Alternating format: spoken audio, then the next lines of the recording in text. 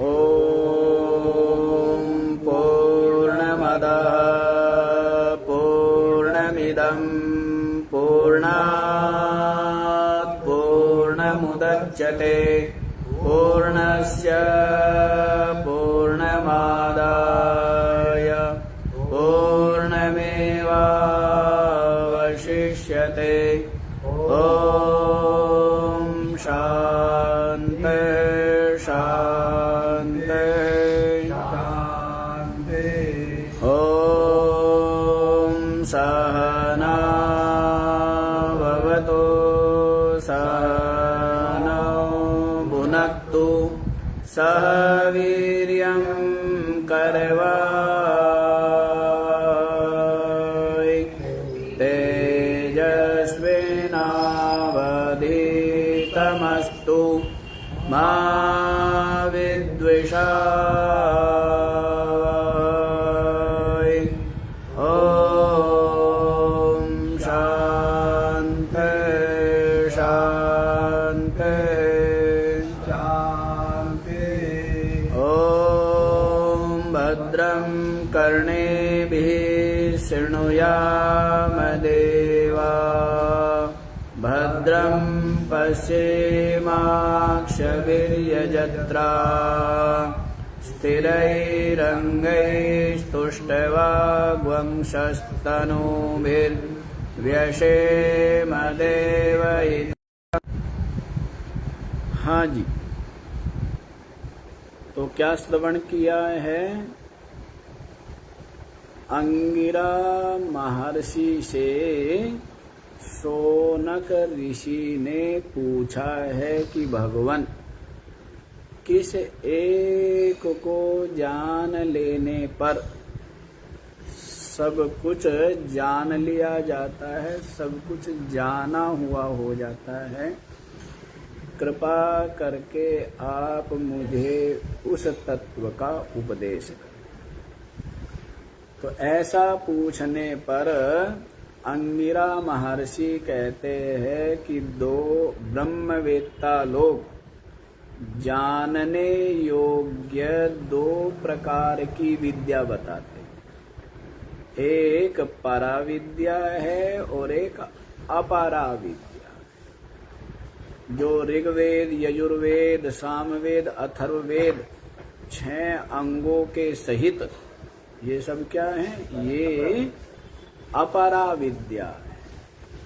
और जिसके द्वारा यया तदक्षरम अधिगम्यते, जिसके द्वारा जो अक्षर की प्राप्ति होती है वह क्या है? वो परा। ऐसा बताया।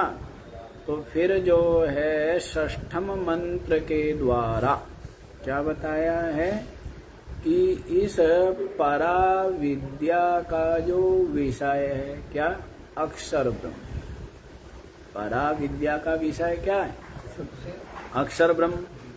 वो जो अक्षर ब्रह्म है उसको धीर लोग किस प्रकार से देखते हैं ये बताया है। तो धीर लोग क्या देखते हैं कि वो तो अदृश्य है, अग्राह्य है, अगोत्र है, अवर्ण है। अचक्षु श्रोत्रम माने चक्षु श्रोत्र रहित है, हाथ पैर रहित है ना, नित्य है, व्यापक है, सर्वगत है, सुसूक्ष्म है और वो अविनाशी है और संपूर्ण भूतों का क्या है? कारण। संपूर्ण भूतों का कारण है। ऐसा धीरा परिपश्यन्ति, ऐसा धीर लोग देखते हैं। सब नहीं देख पाते। कौन देख पाते हैं? जो धीर है ना, बुद्धिमान है, धैर्य युक्त है, विवेकी है, वे ऐसा देख पाते हैं। जैसे जो बालक है, अबोध है, तो उनको क्या लगती है? लहरें लहरें दिखती है ना।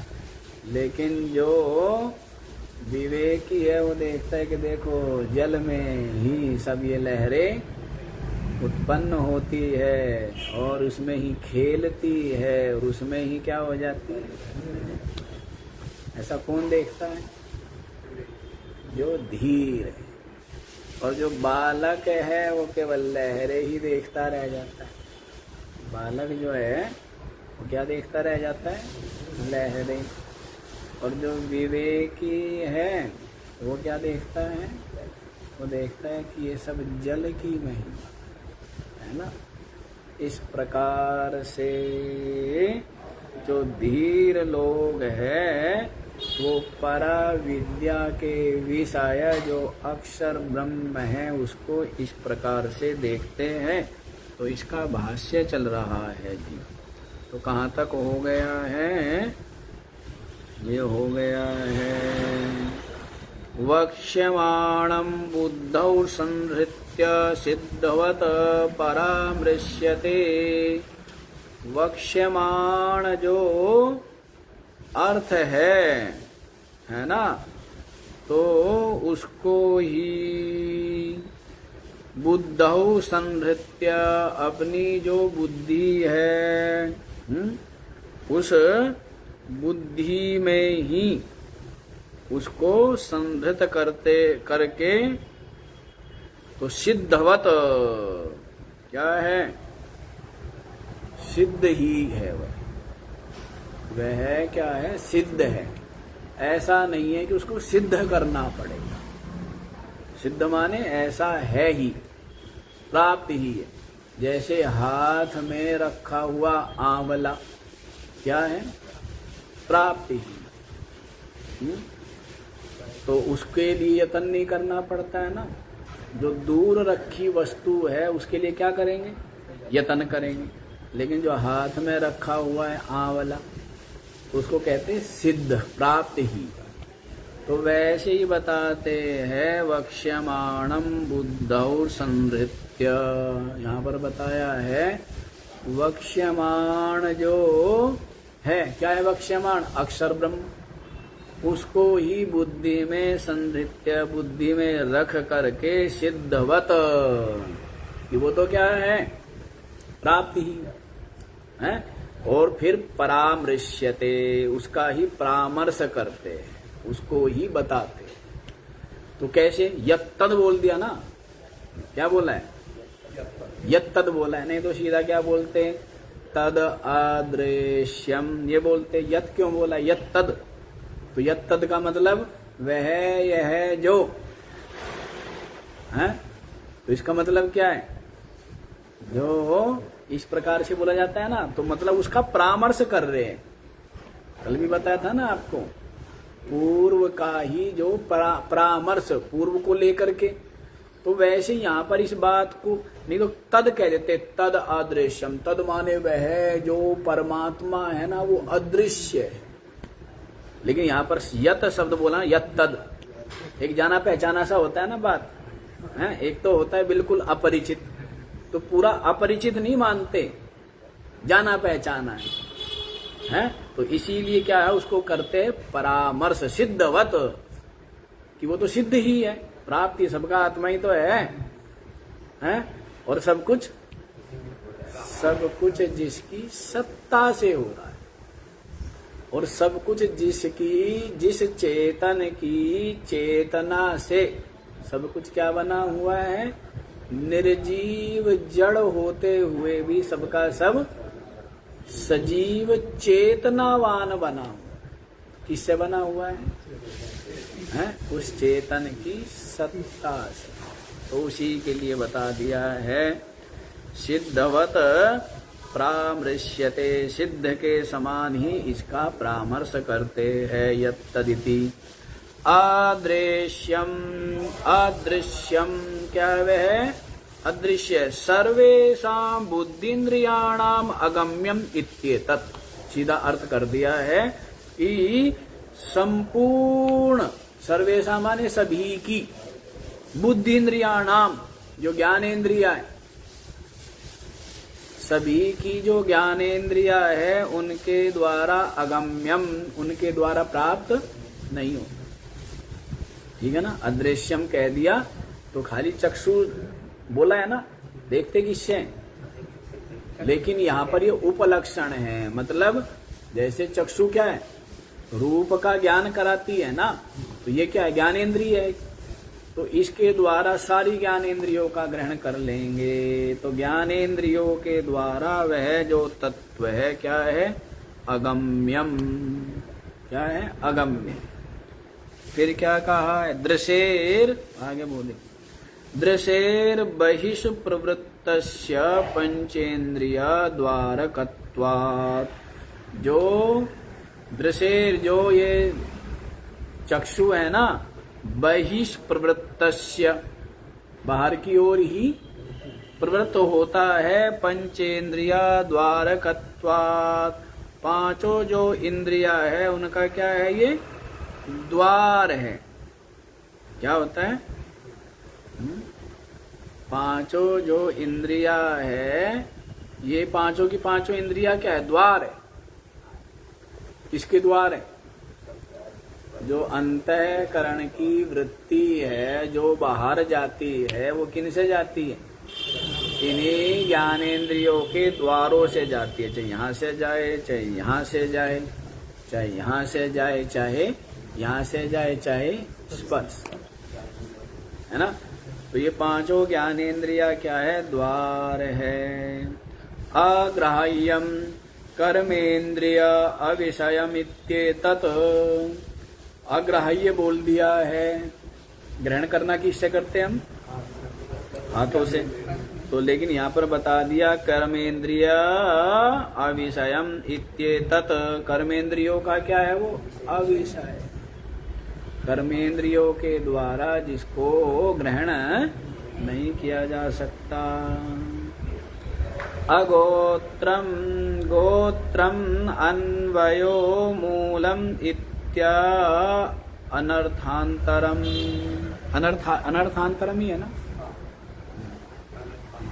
अगोत्रम गोत्रम अन्वया मूलम इति अनर्थांतरम।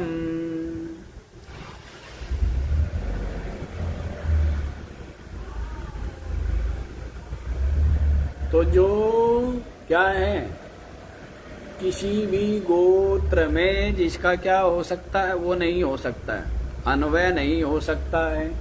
किसी भी गोत्र के साथ में जिसको जोड़ा नहीं जा सकता, समझ जाए।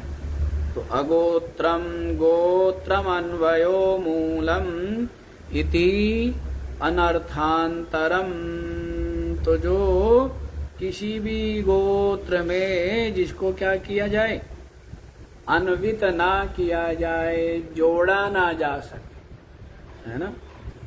किसी भी गोत्र में तो कर देना, गोत्र से बाहर कर देंगे, क्या बोल लेते हैं, कोई चाहता नहीं कि क्या, जो संसारी है, सामाजिक व्यक्ति सब नहीं चाहते ना कोई कि हमें गोत्र से बाहर करे। लेकिन वो जो अक्षर तत्व है ना, वो किसी के गोत्र में नहीं आता है, तो मतलब सब गोत्रों से बाहर निकला हुआ है, तो इसका मतलब वो तो सब निकृष्ट हो गया। निकृष्ट नहीं है सब गोत्र, गोत्र तो सब कल्पित है, उसके पश्चात है? ये तो केवल एक व्यवहारिक चीज है, सामाजिक चीज है? वो तो नहीं तो गोत्र बही गोत्रम, गोत्र से जो बाहर है उसको तो निकृष्ट समझा जाता है ना समाज में, तो कि गोत्र से क्या कर दिया, इसको बाहर कर दिया। लेकिन यहाँ पर ऐसा नहीं है, गोत्र से जो बाहर है मतलब किसी भी गोत्र के साथ में जो जुड़ा हुआ नहीं है, मतलब क्या है, मतलब यही है कि वो अजन्मा, सबका आदि है, सबसे पूर्व है, इसलिए अगोत्रम।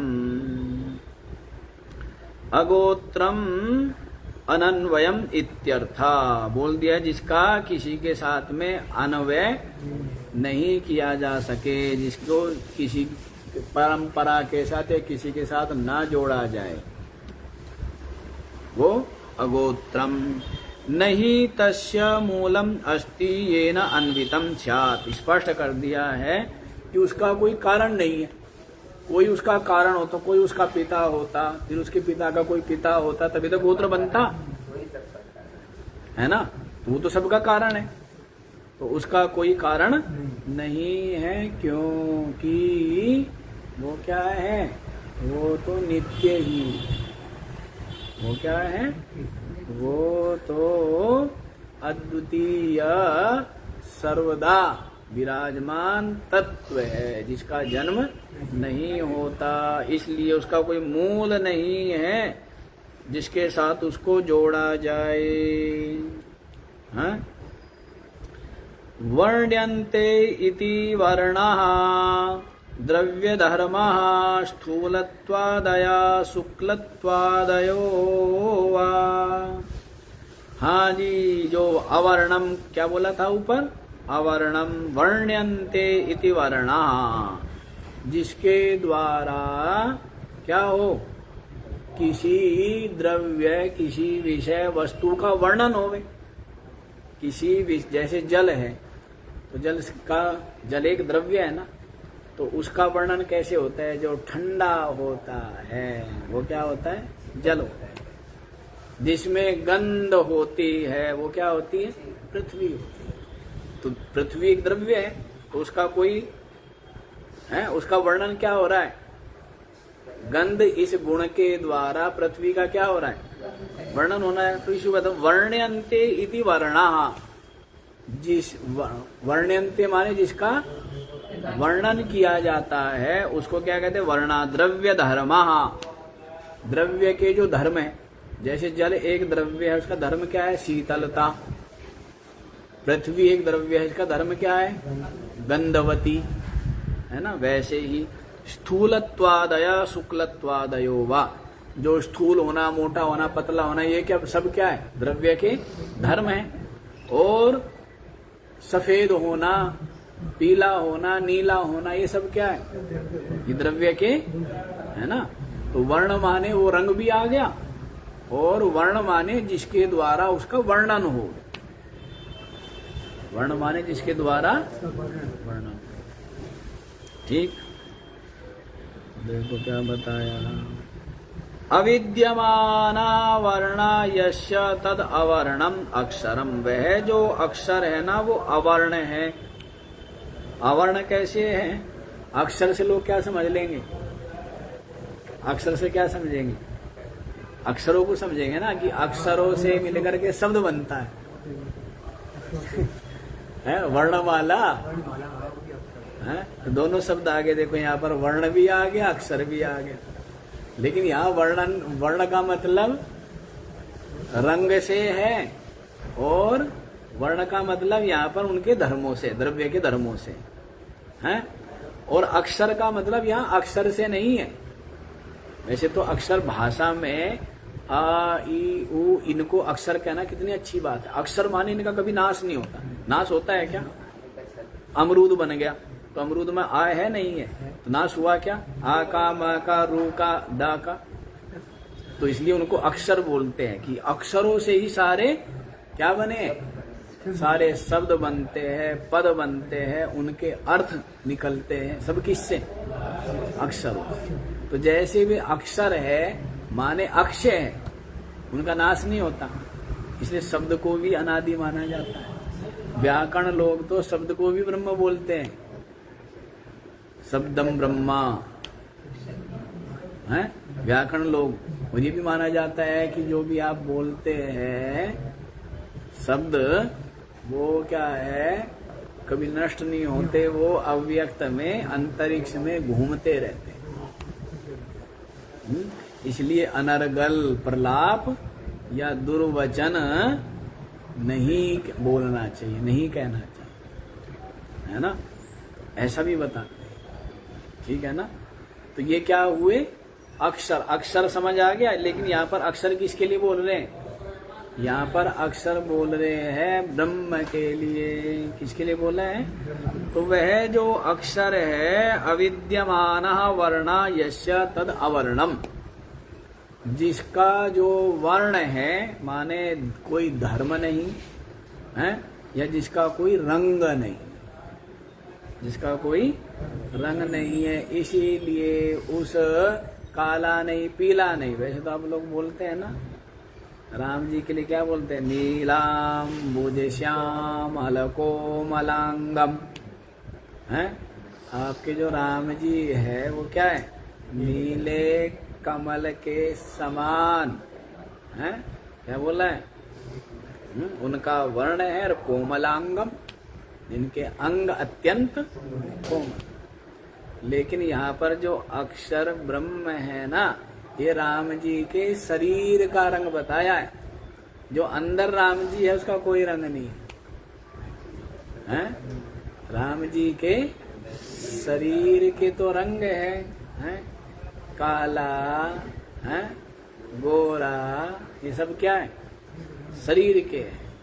लेकिन जो अंदर राम जी है उस राम जी का कोई रंग नहीं है। तो इसीलिए कह दिया है अविद्यमाना वर्णा यस्य तद अवर्णम अक्षरम। वह जो अक्षर ब्रह्म है वो अवर्ण है, उसका कोई वर्ण नहीं।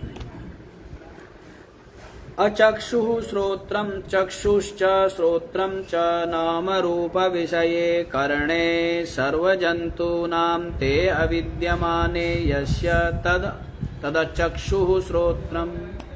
अचक्षु श्रोत्रम माने जो चक्षु और श्रोत्र से रहित है। चक्षु श्रोत्र जिसके नहीं है ऐसा वह आत्म तत्व, ब्रह्म तत्व, जिसको अक्षर कह रहे।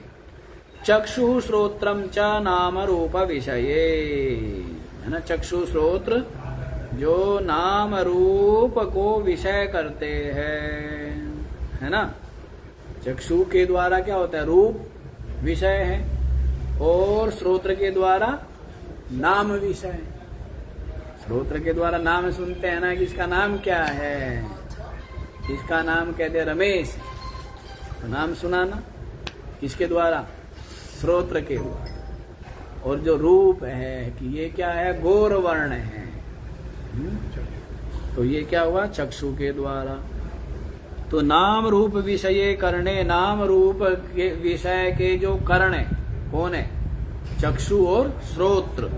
सर्व जंतु नाम ते, सब जंतुओं के लिए, सब जंतुओं के जो नाम रूप को विषय करने के कारण क्या है? चक्षु श्रोत्र।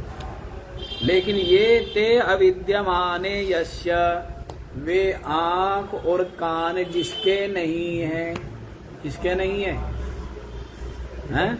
तो उसी को कह देंगे तद अचक्षु श्रोत्रम। वह अक्षर ब्रह्म आंख और कान रहित। आंख कान उसके बताया था ना। क्या बताया था? बिनु पग चले सुने बिनु काना। बिना कान के सुनता है, कान नहीं है, हैं? और बिना कान के ही सुनता है। कर बिन करम करत विधि नाना, आनन रहित सकल रस भोगी, और बिन वाणी वक्ता बढ़ जो। बता दिया था ना, परसों तरसों व्याख्या कर दी थी, तो अब समय नहीं लगाना है क्योंकि बहुत लेट हो गए पहले ही। जो एक दिन में हो जाना था वो तीसरे दिन पे पहुंच गए बात, है ना। इसलिए जल्दी जल्दी करना है। यह सर्वज्ञ सर्वविद इत्यादि चेतनावत्व विशेषणत्वाद प्राप्तम संसारिणाम इव चक्षुश्रोत्रादिभिः कर्णैः अर्थसाधकत्वं तद इह चक्षुश्रोत्रम इति वारयते। अच्छा जी, ये तो कह दिया है कि वह आंख और कान रहित है। तो आगे देखो, यह सर्वज्ञ, जो सर्वज्ञ है, सर्वविद इत्यादि चेतना वत्व विशेषणात्। चेतनावत्व, चेतन है ना, इस विशेषण के द्वारा क्या है? वह सर्वज्ञ है, माने सर्वविद है, सब कुछ जानता। जो सर्वज्ञ सर्वविद इत्यादि चेतनावत्व विशेषणात्, इत्यादि ये क्या है भाई? कौन होता है? सर्वज्ञ कौन होता है? सर्वविद कौन होता है? बताओ। जो सर्वज्ञ होगा, सर्वविद होगा, वो जड़ होगा या चेतन होगा? ये बताओ आप। हैं? तो यही कह रहे कि यहाँ जो सर्वज्ञ सर्वविद आदि कह दिया है ना, इससे उसकी जो चेतनावत्व है तो सिद्ध ही है। वो चेतन है, जानता है, तो इसका मतलब जैसे बल्ब है, जल रहा है, प्रकाशित कर रहा है, तो इसका मतलब बल्ब ठीक है। बल्ब क्या है? और यदि बिजली होते हुए भी ना जले, ना प्रकाशित करे, इसका मतलब क्या है ना? तो वैसे ही यहाँ पर समझ लेना चाहिए, जो सर्वज्ञ है, सर्वविद है, तो साधारण सी बात है कि वो क्या है? वो चेतन है। जड़ तो हो नहीं सकता, क्योंकि जड़ तो वो होता है जो स्वयं को ना जाने और दूसरों को ना जाने, उसको कहते हैं जड़। मोटी सी परिभाषा, मोटी सी परिभाषा क्या है? जो स्वयं को या अन्य को नहीं जानता है वो जड़ होता है, और जो स्वयं को भी जानता है और अन्य को भी जो जानता है वो क्या होता है? ठीक है, दो ही तत्व है इस सारी सृष्टि में। दो ही तत्व है, एक जड़ और एक चेतन। अब आपका शरीर है, इसमें दो ही तो है। जड़ चेतन कह दो, आत्मा अनात्मा कह दो, दृश्य दृष्टा कह दो, एक ही बात। दो ही तत्व है। दृश्य दृष्टा कह दो कि एक दृश्य है, दूसरा उसका दृष्टा है, साक्षी है। एक अनात्मा है, एक आत्मा है। एक जड़ है और एक, दो ही तत्व। ठीक है ना? शुरुआत कहाँ से चलती है? वैसे तीन से चलती है। लोगों की बुद्धि कहाँ से काम करती है? तीन। त्रैतवाद जिसको बोलते हैं कि हाँ, एक तो जगत है और एक जीव है और एक जगदीश है। ये बात सबकी समझ में आती है। ये तो बात शायद भैंस की भी समझ में आ जाएगी, नहीं आ जाएगी कि तीन है। ये त्रैतवाद जो आर्य समाज का है। दयानंद महर्षि त्रैतवाद को स्वीकार करते हैं कि जीव है और जगत है और जगदीश, तीन मानते हैं। फिर थोड़ा सत्संग में बढ़े, चिंतन मनन किया, वेदांतियों के पास आ गए तो कहने लगे तीन भी नहीं है, दो ही है। कितने हैं? दो। एक जड़ है और एक चेतन। ठीक है ना? ये सारा का सारा जो जगत है ये क्या है? जड़ है। और जो चेतन तत्व है, आत्म तत्व, वो अद्वितीय है, एक है, केवल। तो दो ही तत्व है ना, जड़ और चेतन। तो उसी को यहाँ पर बताया है चेतन से। समझ आ गई बात? अभी ज्यादा व्याख्या में नहीं जाएंगे हम लोग।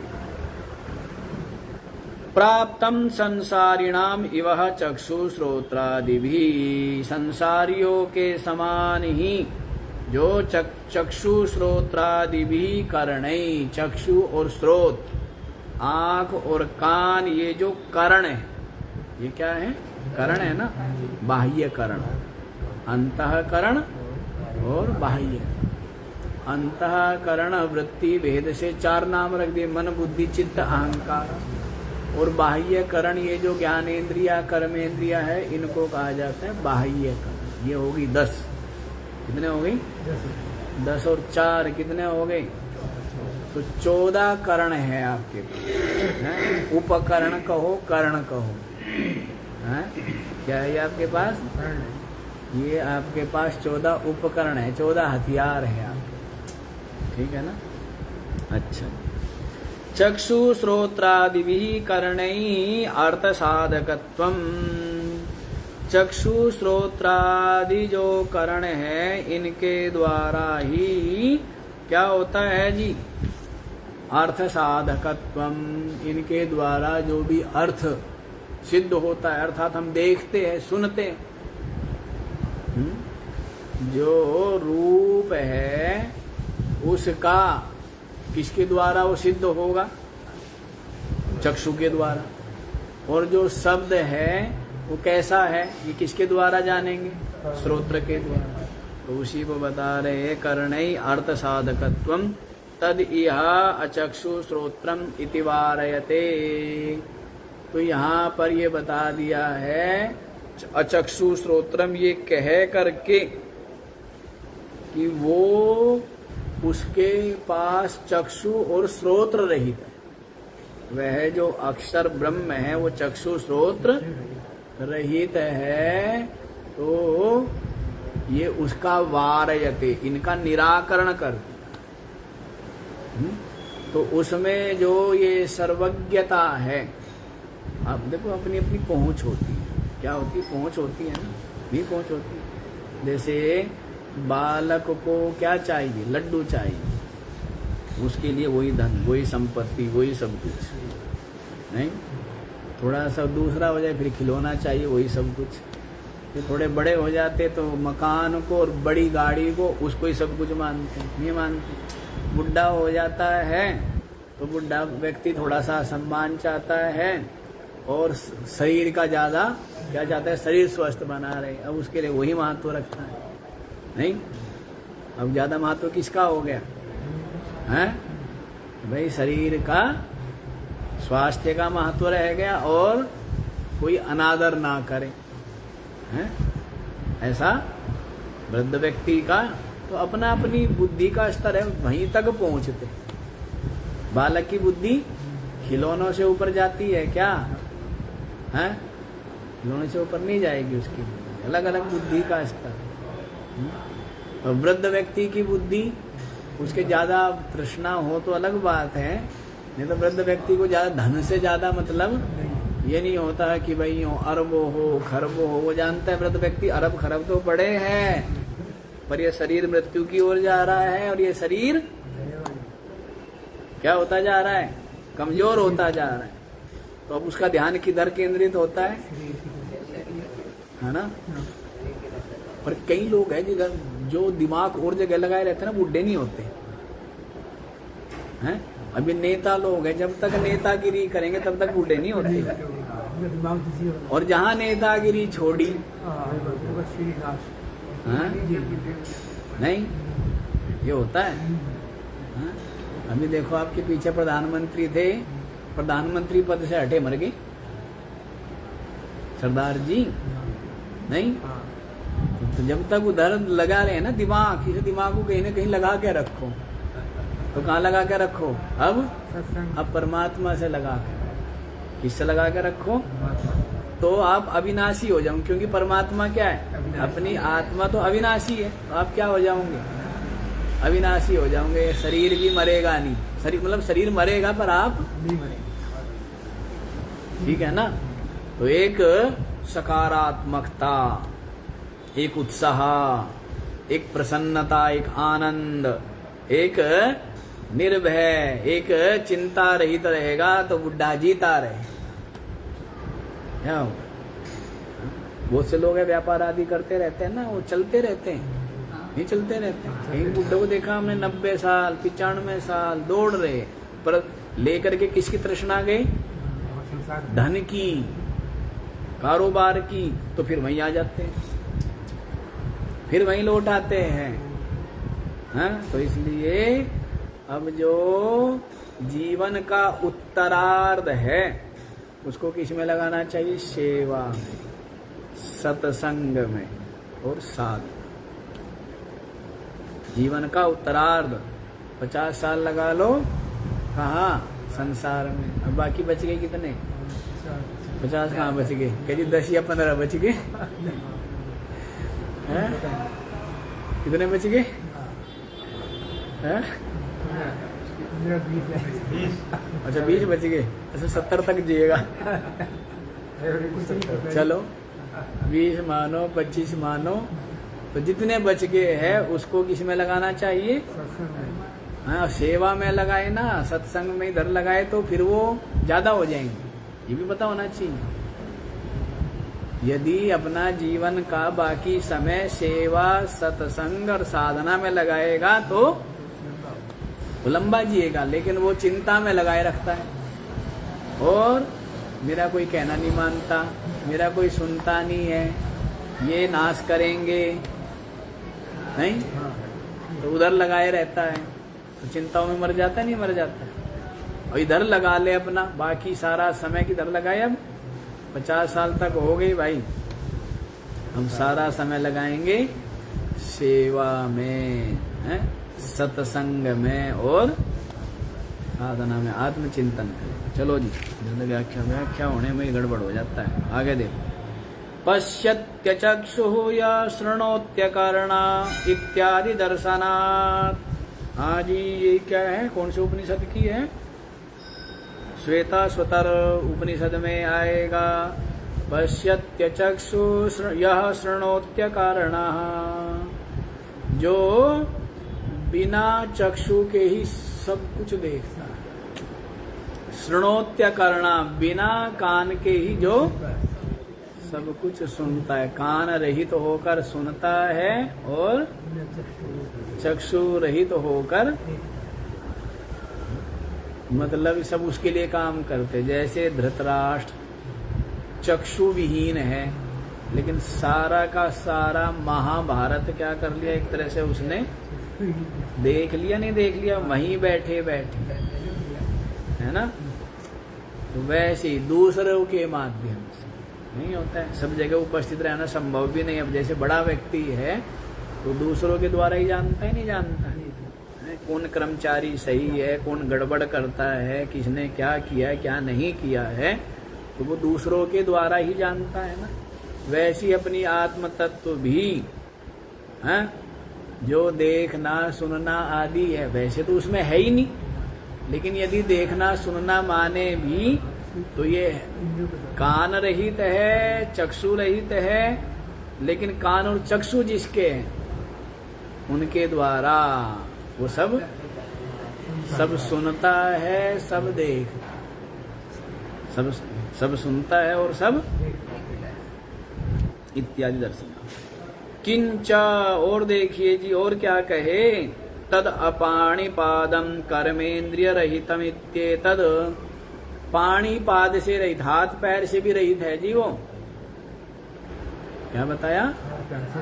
चक्षु श्रोत्र से रहित है माने ज्ञानेंद्रियों से रहित है। अब कह दिया हाथ पैर से रहित है माने कर्मेंद्रियों से भी रहित है। अभी तो कहा ना, कर बिन कर्म करत विधि नाना, बिना हाथ वाला है, लेकिन जितने भी हाथ काम कर रहे हैं सब किसकी सत्ता से? सत्ता तो सब उसी की है ना, सब उसकी सत्ता से ही सारे कर्म होते हैं, सब कर्म उसकी सत्ता।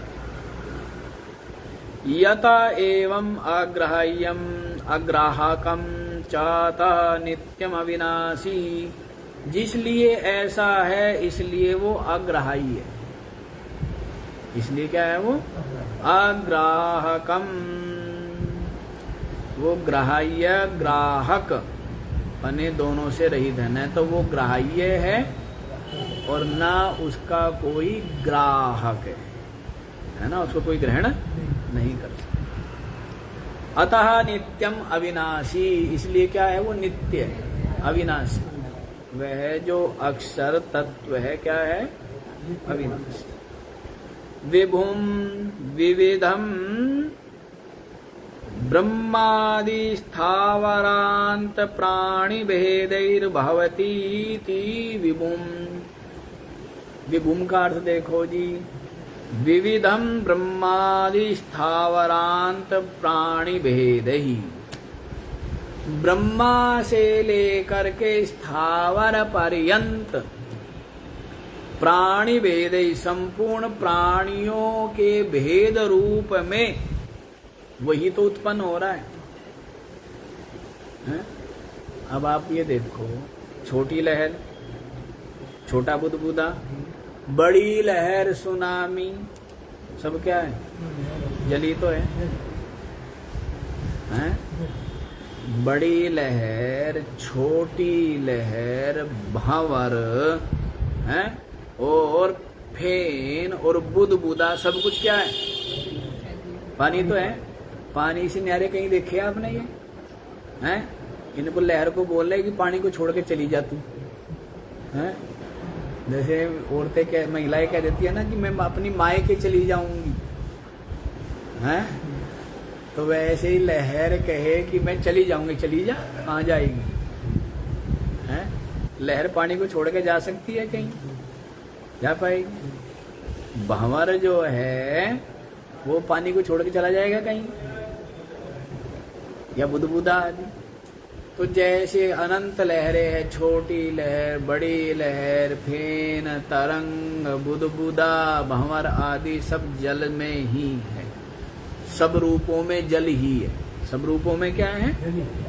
वैसे ही जितने भी रूप है ब्रह्मा से लेकर स्थावर पर्यंत सभी रूपों में वह परमात्मा ही हो रहा है। समझ आई? विभु माने विविधम ब्रह्मादि स्थावरांत प्राणी वेदई।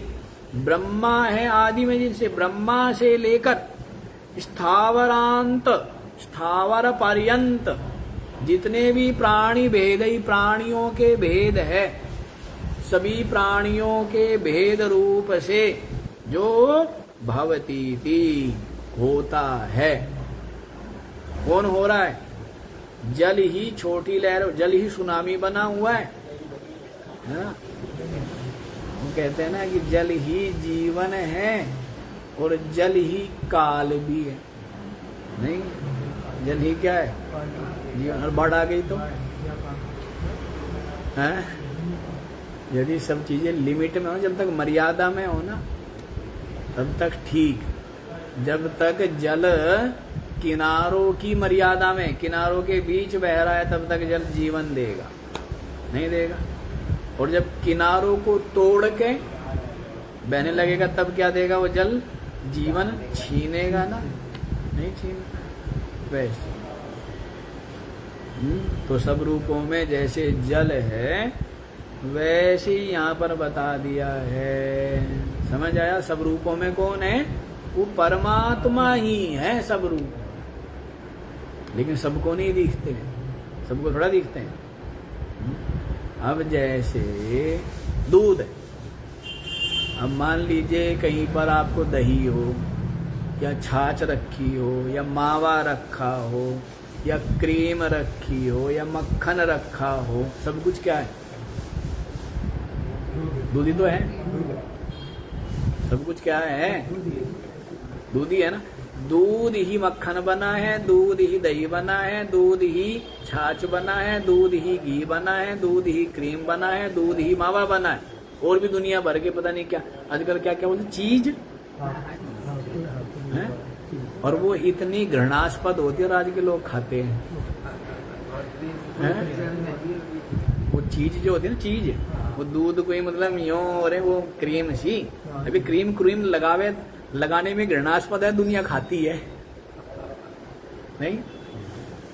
तो बताते हैं ना कि घी, इसलिए लिखना पढ़ने लगा लोगों को अब बिलोना घी, क्योंकि ये घी बनता है क्रीम से हैं। अब वो कुछ नहीं है, बस सीधा दूध से क्या है, क्रीम निकाल के वो बना लेते हैं। वो बेकार है, बड़ी स्मेल सी भी आती है उसकी। और जो बिलोना घी क्या है? दूध से दही बनाना और फिर उसको बिलोना मथना, तब वो जो मक्खन, तब घी बनता है, वो बिलोना है। ठीक है ना? हाँ, तो ऐसे ऐसे गड़बड़ी चलती है। तो हम बता रहे थे सब रूपों में दूध ही है ना, वैसे ही सब रूपों में क्या है? परमात्मा है। जो कुछ इसलिए हमारे यहाँ सबको पूजा करते हैं। सर्वम खलुदम ब्रह्मा, सब कुछ ब्रह्म ही है, सब कुछ परमात्मा ही तो है। सब कुछ क्या है? लेकिन सब कुछ परमात्मा है, ले जा करके पॉलीथीन और कूड़ा कचरा गंगा जी में डाल दो, है ना? क्या करो? सारा कूड़ा कचरा कहाँ डालो?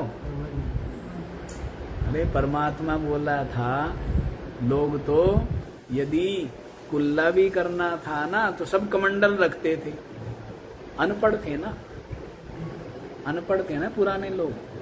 कोई सीधा हाथ भी जा करके नहीं डालता था बहते हुए जल में। समझ आए? कमंडल रखते थे सब, पानी पीना है कमंडल भरेंगे, दूर जाके जल पिएंगे। आजकल की तरह थोड़े ही है, सभ्य बनते हैं असभ्य, असभ्यता या सभ्यता भरी पड़ी है। पहले लोग तो बहुत समझदार थे, और बहुत से तो पहले क्या है, गंगा आदि में जो नदियों में स्नान करना, ये मानते थे कि मैला शरीर से स्नान भी नहीं करना। तो पहले क्या करते, जल आदि भर करके दूर जाके स्नान करते, और साफ शरीर से ही नदी में स्नान करके पुण्य मानते थे। गंदा शरीर नहीं नहाते। बहुत से महात्मा अभी भी हम देखते हैं, वो गंदे शरीर से गंगा जी में स्नान करने नहीं जाते, यमुना जी में। पहले नहा लो भाई, जो मैल वैल उतारना है, इसलिए मैल नहीं उतारा जाता, मला नहीं जाता है गंगा आदि में जाकर।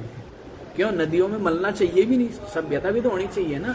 कोई उस पानी को पिएगा नहीं पिएगा आगे, कितने लोग स्नान करेंगे उसमें? वो तो एक अनुष्ठान होना चाहिए। नदियों में स्नान तो एक अनुष्ठान है। और बहते जल में नहाने के से रोग मुक्त भी होता है शरीर। बहुत कई तरह के लाभ है ये नदियों के स्नान, ये गंगा स्नान और अमुक तिथि में और अमुक ग्रहण में, ये पूरी तरह से अवैज्ञानिक हो ऐसा नहीं है। सबका आधार विज्ञान है कि ब्रह्म मुहूर्त में जैसे सूर्य की नवी नवी किरणें निकलती है, वो जल में पड़ती है, और उस नदी में आप स्नान करते हो, उन सब का महत्व है कि वो किरणें जल के माध्यम से जब आपके शरीर को छूती है, तब उसका विशेष शरीर पर प्रभाव पड़ता है। नहीं पड़ जाता है? वही किरण जो है शीशे से गुजरती है, कुछ अलग प्रभाव है, लेंस से गुजरती है, कुछ अलग प्रभाव है, नहीं है। तो हर इसलिए जो जल देने की वो है, सूरज को जल की जरूरत है क्या तुम्हारे? गर्मी ज्यादा हो रही है, वहां पानी पहुंच जाएगा, थोड़ी ठंडक पड़ जाएगी। जल देने का मतलब ये है कि यूं जल दिया जाता है जिससे कि जल इस तरह से गिरे कि उसकी जो सूरज की किरण है वो जल के अंदर से होकर के आपके चक्षु में जाए। अंधा व्यक्ति को भी दिखने लग जाता है। एक महात्मा ने बताया था इलाज, एक व्यक्ति की धीरे धीरे कुछ नशे होती है, वो सूखने लगी और बिल्कुल दिखना बंद हो गया। तो उन्होंने एक तरीका बताया कि ऐसी कोई जगह बना लो जहां पर निरंतर पानी गिरे, निरंतर लगातार पानी का पर्दा, और उसके बीच में से सूरज को देखना है सुबह सुबह काफी देर, मतलब आधा घंटा 1 घंटा वो देखते रहो। तो कहते हैं वो जो नेत्रों की ज्योति वापस आ जाए। तो जो जल देना आदि जल नहीं हो थोड़ा कि भाई तुम्हारे जल से वहां गर्मी ज्यादा हो रही है। तो सब चीजों के आधार है कि इनका स्वास्थ्य पर क्या प्रभाव पता तो है नहीं लोगों को। हैं, सूरज के सामने आते नहीं इसलिए बीमार रहते हैं, नहीं रहते हैं। अब तो डॉक्टर ही बोल रहे हैं, सब कुछ डॉक्टर ही बोल रहे हैं कि सूरज की किरणें शरीर पे नहीं पड़ेगी, विटामिन डी नहीं होगी, तो बाकी विटामिन जो विटामिन B12 और पता नहीं क्या क्या क्या क्या वो सब गड़बड़ होगी क्या उसके बिना उस चीज का एब्जॉर्ब नहीं होता, ये नहीं होता है। डॉक्टर लोग बोलने लग गए हैं। पहले लोग अनपढ़ थे, आप लोगों के हिसाब से पहले लोग क्या थे? वो अनपढ़, आप पढ़े लिखों से ज्यादा हाँ इतने मूर्ख नहीं थे कि यूं ही गंदे हाथ जो है साबुन लगा लगा के गंगा जी में धो ले। इतने मूर्ख थोड़ा थे हैं। पानी भरेंगे, सब कमंडल रखते थे, नहीं रखते थे। बहुत बुद्धिमान बुद्धिमत्ता पूर्ण जीवन थे। थोड़ा गंगा जी में डाल दो कूड़ा कचरा जो भी मिले, डालते थे कोई हैं? पता नहीं, लोगों को अकल है नहीं। तो चलो यहीं पर आओ। यहाँ पर विभू का मतलब क्या बताया है कि ब्रह्मा से लेकर स्थावर पर्यंत जितने भी प्राणी, सभी प्राणियों के रूप में वह परमात्मा ही भवती इति विभुम, वह परमात्मा ही क्या है? उत्पन्न हुआ है या है सभी प्राणियों के रूप में। इसलिए तो सब कुछ ब्रह्म ही है ना, सब कुछ क्या है? ब्रह्म ही है। लेकिन जिसकी दृष्टि है उसको दिखता है, ज्ञानमयी दृष्टि है तो दिखता है। ज्ञानमयी दृष्टिम कृत्वा पश्येत ब्रह्ममयम जगत। ज्ञानमयी दृष्टि बना करके सारे जगत को क्या देखता है? अपनी अपनी दृष्टि है ना, जैसी दृष्टि वैसी सृष्टि। शेरनी को देखेंगे, शेर के बच्चे दौड़ेंगे, आ गई करुणा की मूर्ति, और तुम्हारे लिए वही शेरनी, वही शेरनी तुम्हारे लिए क्या है? और उनसे पूछो, कहेंगे हमारी माँ के समान तो कोई दयालु ही नहीं है, करुणा की मूर्ति नहीं है। शेरनी के बच्चों से पूछो ना, वो कहेगी ये तो बस यही है जो कुछ है, हमारी तो भगवान क्या है, वही है ना। उसने ही पाला, उसने ही जन्म दिया, उसने ही सारे दांव पेच सिखाए, कैसे बचना है, कैसे पेट भरना है, सब किसने सिखाया? तो उसके लिए भगवान है नहीं है? तो अपनी अपनी दृष्टि है भाई, ठीक है ना। तो ज्ञानमयी दृष्टि जिसकी है उसको सारा जगत क्या दिखता है? ब्रह्ममय, परमात्मा में। चलो जल्दी आगे बढ़ो। अच्छा जी, सर्वगतम व्यापकम आकाशवत सुसूक्ष्मम। सर्वगत है माने व्यापक है, आकाश के समान जो अत्यंत सुसूक्ष्मम सूक्ष्म है। शब्दादि स्थूलत्व कारण रहितत्वात्, शब्दादि जो स्थूलत्व कारण है उनसे रहित होने से। शब्दादि स्थूलत्व कारण रहितत्वात्, शब्दादि जो स्थूलत्व के कारण है उनसे रहित होने से वो आकाश के समान सुसूक्ष्म है। शब्दादयो ही आकाश वायुआदीनाम उत्तरोत्तरम स्थूलत्व कारणानि तदभावात् सुसूक्ष्मम्।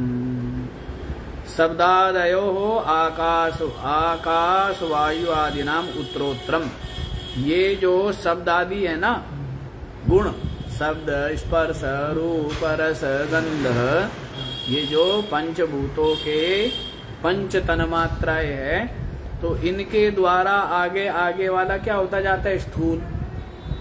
क्या? जैसे आकाश है सूक्ष्म, आकाश के बाद क्या आती है? वायु, वो क्या है? थोड़ा उससे स्थूल हो गई ना। फिर वायु के बाद आती है अग्नि, वो और थोड़ा स्थूल हो गई कि हमें दिखने भी लग गई।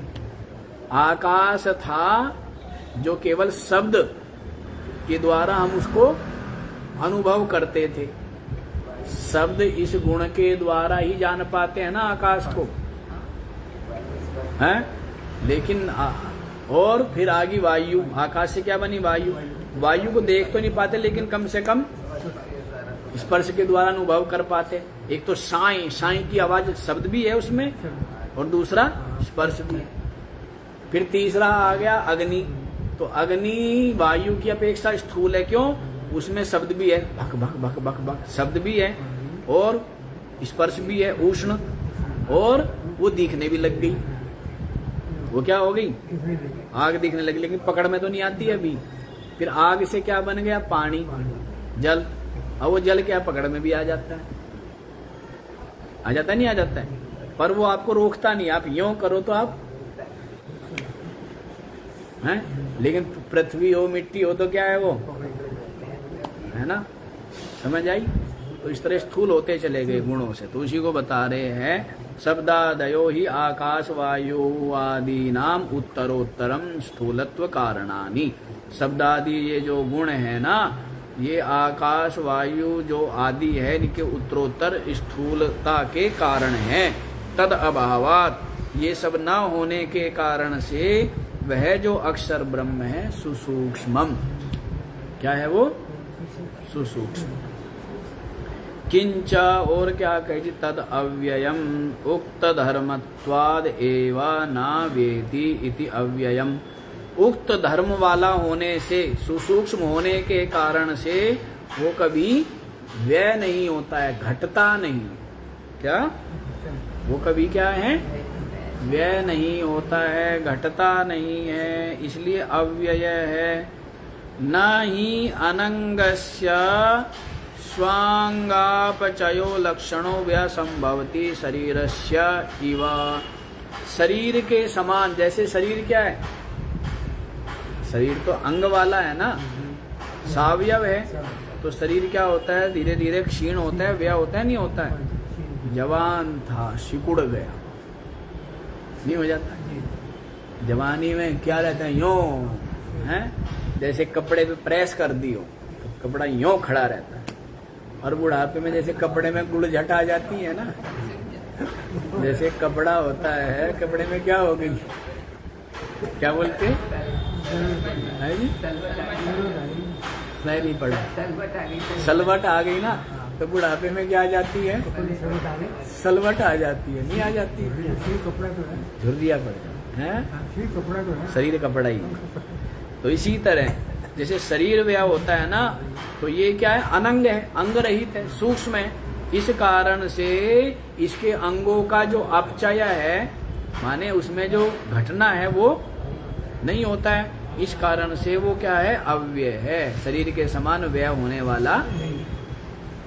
नापि कोशापचयो लक्षणो व्यः संभवति राज्ञः इव,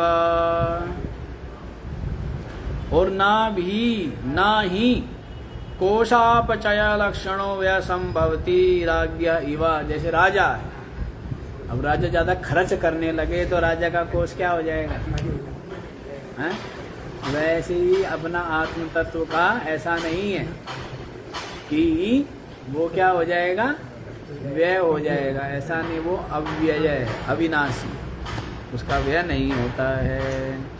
नापि गुण द्वारको व्यय संभवति अगुणत्वाद सर्वात्मकत्वाच्च, और गुण द्वारा जो व्यय होता है ना, गुणों के द्वारा जो क्या हो गया है, घटता है ना, घट जाते नहीं, घट जाता है।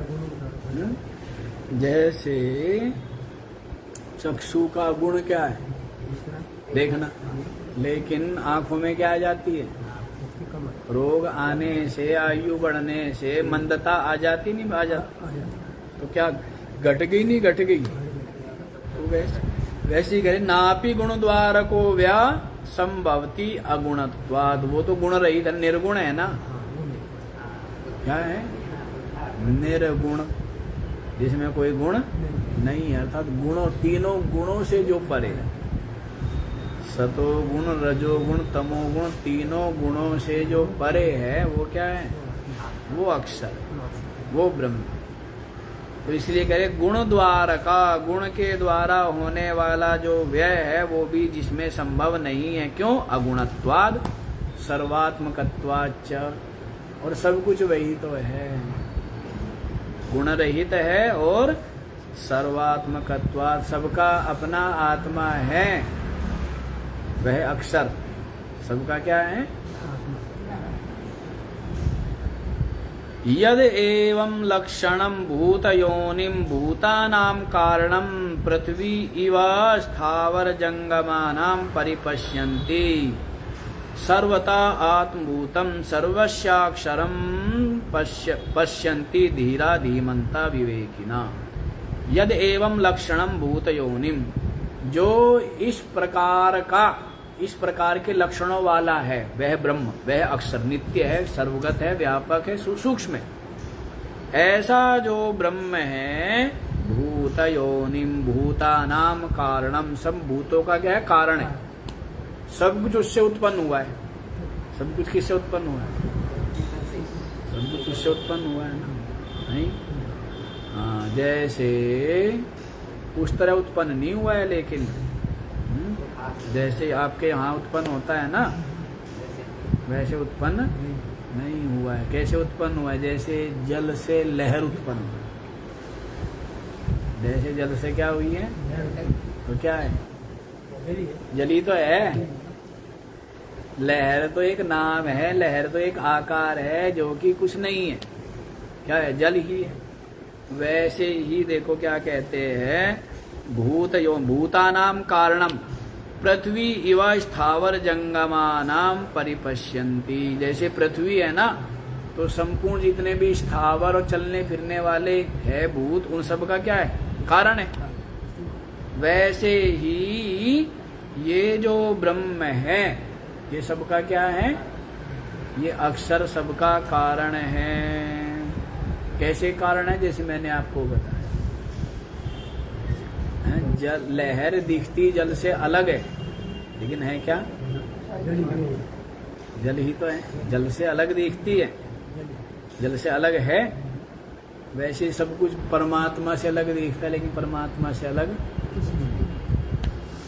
जैसे दीवार पे बने हुए हैं ना सब, हैं, शेर बना है, सांप बना है, मोर बना है, सब कुछ बना है, दीवार से अलग कुछ है क्या? दिखता है। ये क्या है? शेर। ये क्या है? कहते सांप। ये क्या है? कहते नदी।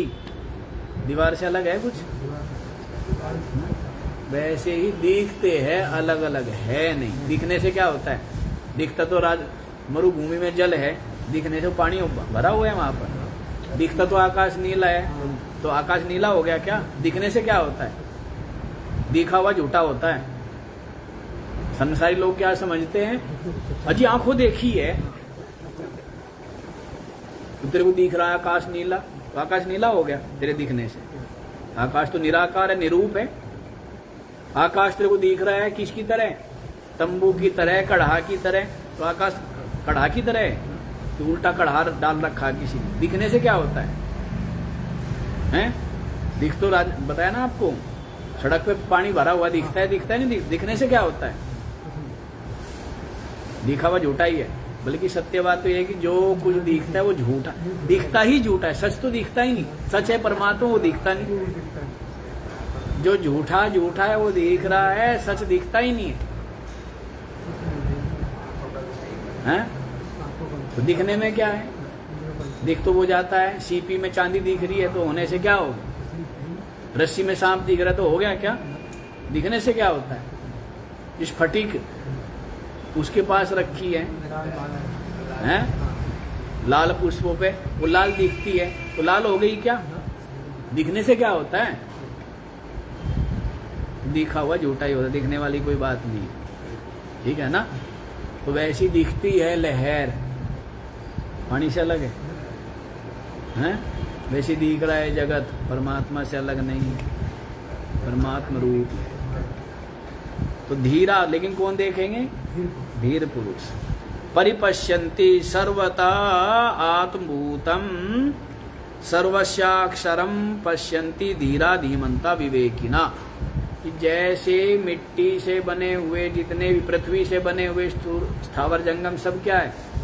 पार्थिव ही है ना। जैसे हमारे शरीर क्या है? सब पार्थिव है, नहीं है पार्थिव? वैसे ही ये सब का सब इससे, उस अक्षर से ही उत्पन्न हुआ है, अक्षर में ही भास रहा है। सर्वता आत्मभूतम, सबका सब आत्मभूत है। सर्वस्य अक्षरम पश्यन्ति, सबको अक्षर ही देखता है वो। सबको क्या देखता है? अच्छा एक बात बताओ, गुलाब जामुन, इमरती, बालूशाही, जलेबी, सब कुछ क्या है? मिठाई तो है, नाम अलग अलग रख लो, है सब क्या? वैसे ही है, ये अलग अलग दिखते हैं लेकिन है सब क्या? अक्षर ही है। सब कुछ क्या है? अक्षर। कौन देखता है ऐसा? धीरा। सब नहीं जानते, संसारी तो जानते ही नहीं, राग द्वेष करते रहते, अहमता ममता में लगे रहते। धीरा धीमंता माने जो बुद्धिवान है, परिपश्यन्ति विवेकिना, विवेकी लोग देखते हैं। ईदृशम अक्षरम यया विद्यया अधिगम्यते, इस प्रकार का जो अक्षर है, यया विद्यया, जिस विद्या के द्वारा प्राप्त होता है, सा परा विद्या इति समुदायार्थः, समुदायार्थः, वह जो है परा विद्या है। इस प्रकार का अक्षर जिस विद्या के द्वारा जाना जाता है, वो विद्या क्या है? परा विद्या है। इति समुदायार्थ, ऐसा ये संपूर्ण समुदाय का इसका अर्थ है भाव। इसमें इतना समय क्यों लग गया हम लोगों को? भाष्य तो छोटा ही था, बहुत लंबा तो था नहीं। बताओ इस भाष्य में, छोटे से में 3 दिन लग गए। कह जी तो थोड़ा लाइव चलता है इसलिए 3 दिन लगे, यदि लाइव ना चलता तो 6 दिन लगते। चलो आज इतना ही रखिए, बाकी 7वां मंत्र है। हाँ, 7वां मंत्र जो है कल देखिए। ओम